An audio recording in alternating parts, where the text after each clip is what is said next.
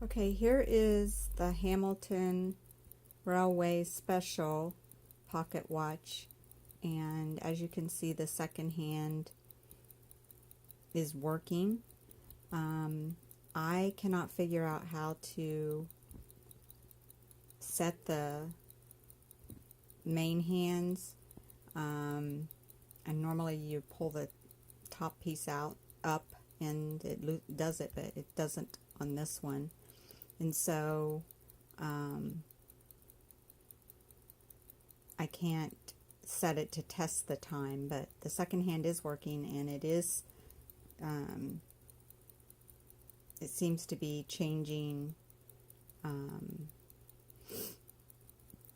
time as the second hand progresses. Okay.